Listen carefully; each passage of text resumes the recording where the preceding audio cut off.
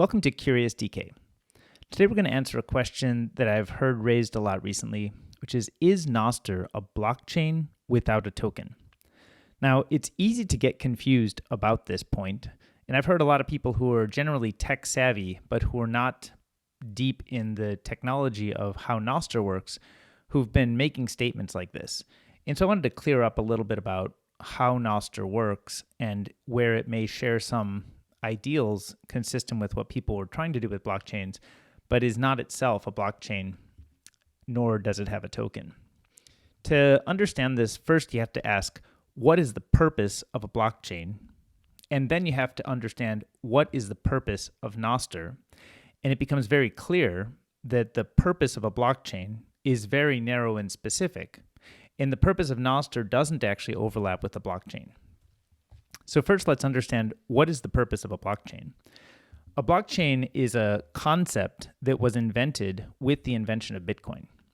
And the original Bitcoin white paper and Satoshi Nakamoto designed a system that enabled a distributed ledger to be recorded and published and transmitted so that everybody could see the same thing.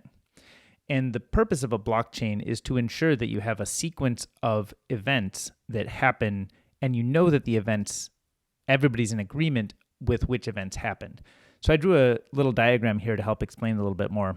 So in a blockchain, you've got a block, we'll call it block 1, that you can see on the left over there. And it has transaction 1, transaction 2, and transaction 3. And maybe transaction 1 is me sending you some money. Maybe transaction 2 is you sending your brother some money. Maybe transaction 3 is your brother sending your sister some money. So that's a set of transactions. And the important thing here is that all of the transactions are public. Everybody has full visibility into which transactions occurred. So in Bitcoin, all of the transactions are public, but there is no obvious identities tied to those. So nobody knows if it was me who sent you money. They don't know that I'm there. They don't know that you're there. They don't know that your sister's there or your brother's there. But it's important that everybody understands global state. And the reason we all need to understand global state, the reason that a blockchain is required for that, is because Bitcoin is trying to solve a very specific problem, which is you want to prevent people from double spending money. And this is a problem that has been attempted to be solved in many different ways over the years. And only once we found Bitcoin did we have a way to solve this. And so, Satoshi Nakamoto in the original white paper mentioned the term block and timestamps and a chain of blocks, but never actually used the word blockchain. And that became a popular way to describe what was happening in Bitcoin later. And people tried to take the same concepts that Bitcoin got right and tried to apply them to many different situations. Now, one of the things that Bitcoin is enabling with this is that because all of these transactions are public and because of the way consensus on Bitcoin works, the blockchain doesn't require any third party. So the blockchain can operate without a trusted third party. Now, it's tricky. If you have a bank, that's a trusted third party. You can just trust that the bank knows if somebody's double spending money. So if I have some money in my checking account and I spend it to pay you, and then I also spend it to pay your brother, then the bank would say, no, you're not allowed to do that. But without that trusted third party ensuring that money does not get double spent, it's a tricky problem. And so Bitcoin solved that. So you can think of Bitcoin as solving a trust problem. And the idea is very compelling, but it's very narrow in what it can actually achieve. It can solve a trust problem to prevent double spending without a third party. And that's kind of all it does. And it doesn't even really have that much to say about spending as much as it is really just sending messages. Who's allowed to send which messages? And humans have decided that we're going to treat those messages as money. At least some humans have decided that. And there's an exchange rate with the real world dollar or kind of fiat currency system that people have come to social consensus on. People have decided what the price of Bitcoin is going to be, referenced in US dollars or in Japanese yen. But really, Bitcoin is not a dollar denominated asset. It's really just a messaging protocol that helps us ensure that messages are not sent twice, that the same message cannot be sent twice. So you only get to send each message once. In money, you need to be able to understand what is the global state, because you need to be able to solve that double spend problem. In Nostr, you don't have such a double spend problem to solve. And so if you look, this is the original Bitcoin white paper. It said, we need a way for the payee to know that the previous owners did not sign any earlier transactions. For our purposes, the earliest transaction is the one that counts, so we don't care about later attempts to double spend. The only way to confirm the absence of a transaction is to be aware of all transactions. And so in other words, when talking about money and trying to prevent double spends, you need to understand everything, every transaction that's happening. You need to be able to understand everybody who's spending money, all transactions you need visibility into. Otherwise, people could double spend money that you think is yours actually could belong to somebody else. That would be very bad. So Bitcoin has a very high threshold that it needs to have visibility. Everybody needs to have visibility of the full global state. Now think about the way media works. We're going to pull up Twitter here, for example.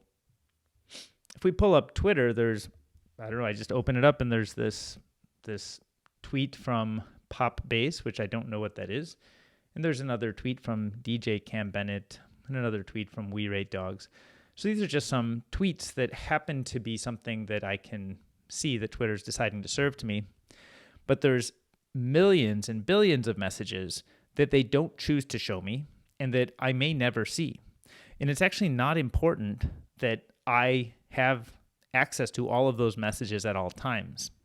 Now, if we wanted to build a system that enabled that, it would be very, very expensive. And so instead of taking on the weight of that, we say, look, there's messages that could be sent from one user halfway around the world to another user halfway around the world that I never really care if it exists or not. If it gets surfaced to me, that's fine. Maybe I'll be interested to see it. But it's not important that that message is verifiable by me that it exists. So it makes it's a much lower threshold of what's needed to make decentralized publishing work. And that was one of the insights that made it possible to create Nostr. So Bitcoin solves a very narrow specific trust problem around message signing and transactions. We have trust problems in social media, such as how do the algorithms work, how does censorship work, who owns the data. And those are the problems that are causing things like election interference. And we don't want that. So we want systems that have much more transparency in how algorithms work and allow people to say what they want. Doesn't mean everybody has to see it, but we should allow people to say what they want and have a record of what they said that cannot be suppressed. So that's the goal of a protocol like Nostr. Now, just because we have trust problems doesn't mean we should inherit all of the choices that Bitcoin made. Bitcoin's a very, very major innovation for humanity. The technical details of how it works are very novel and new at the time, and they solve the money problem very well, but they're actually overkill for solving decentralized publishing. It's way too high of a price to pay and burden of technical infrastructure and energy to pay just for social media. It's a much lower threshold required for social media. And social media has a much, much higher volume of messages. Think about how many tweets or text messages or posts in a social media site you may have. You probably have many, many more, orders of magnitude more than financial transactions. Seems likely. So it's a whole different set of trade-offs. And so it requires a different technology solution. So we don't want to apply the technology solution that happens to solve trust in one context and just, without thinking about it, apply that same mechanism or kind of same architecture in another context, which has a very different set of trade-offs. We want to apply the tool and the engineering solution that's right for the particular situation. So here's a picture of an architecture diagram I drew of how Nostr works. And the short of it is you have, let's say, a party who has a mobile phone, and that party can run the Nostr client. And the Nostr client can write messages out to various relays, and that Nostr client can read messages from various relays. And over on the right, we have a different mobile phone with a possibly different Nostr client that can also read and write from all those relays. And because they each have that ability, they can swap out the client, they can choose to write to different relays, and nobody has to maintain global state. Each of these relays may have a partial view of all of the messages on the network. None of them need to have a global view. They can choose to categorize, they could choose to relay messages only from people who pay them. They could choose to relay messages only from people who they like or from topics that they're interested in. The relay operator it's literally free and open for them to choose how they want to do it. So there's no guarantee that anybody's going to carry your messages, but it's highly probable that some relay operator would be willing to carry your messages, especially if you pay them just a little bit. And if nobody will carry your messages, you can run your own relay, which is still compatible with the protocol. So every other mobile phone and Nostr client can still read your messages if you want to get them out there. Nobody can control you. You can say whatever you want. Now, you don't know if you can't force people to see your messages. They have to want to see your messages. But you can reliably be sure that your messages get out there, and nobody can stop that. And that's the beauty of Nostr, is it's not about creating a global state. Now, we have all of these attempts at building new social media tools that were trying to take the observations that Bitcoin pioneered, and they're trying to take those same innovations and use them in a social media context. But we've run the gamut of experiments, and we have not found anything that's very productive there, and that's because the engineering trade-offs are just too high. The weight and the cost required to run a blockchain and the limited space that we have in the way the Bitcoin blockchain works, has limited it so that it doesn't make sense to use a blockchain for this. So we have a different architecture for a different problem. It's like if you were to call an iPhone a telecommunications blockchain, or if you were to call a Tesla car an electric vehicle blockchain.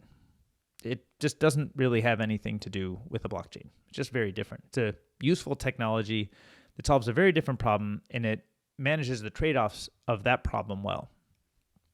So it's true that Nostr doesn't have a token, but it's also true that Nostr is not a blockchain, and it doesn't purport to be, it doesn't attempt to be, and running a blockchain is a very expensive endeavor, so you better be sure that you're getting the value you'd hope out of a blockchain. And so far, there's been one blockchain that's been invented, and it does very minimal things, which is basically manages a public ledger. It's very good at that. It's not very good at running generalized computing or other kind of attempts at things that people have tried to use blockchains for. The Bitcoin blockchain is good at running a public ledger that some people may choose to use as money. But Nostr is not a blockchain at all. It's just a protocol for helping people push signed messages to relays and helping people pull signed messages down from those relays. And the goal is you want to limit the suppression of speech. That's the whole purpose. Limit the suppression of speech. It's not build global consensus on what's been said. It's not handle all of our trust problems with social media or algorithms. We may have better algorithms because we can have competition at the algorithmic layer, which we couldn't have in centralized providers. So it does really blow open the doors on what can be done, but we don't have any of that stuff yet. Right now, we just have a very simple protocol that allows us to sign messages and push them to these relays, and nobody can suppress those messages. That's the goal, and that is achieved. It's a very simple layer. Now, what can be built on top of that? That's what's fun, and that's why we're paying attention to all of the great builders in the space and who's building which clients and which relay infrastructure and other caching layers, and maybe somebody will build ad networks. I don't know. It wouldn't surprise me if somebody tries to do that.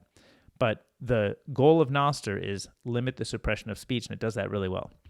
If you like what you're hearing on this, I'd recommend that you subscribe to the channel and turn on the notification bell so you'll hear when we make new videos. I've been doing a lot of interviews with people who are building on Nostr, and I've been making tutorials and explainers about different features in the Nostr ecosystem. And I'd like to help get the word out on Nostr education. So if you're passionate about this like I am, please hit the subscribe button and the notification bell so that you're alerted as I publish new videos. Thanks so much for listening.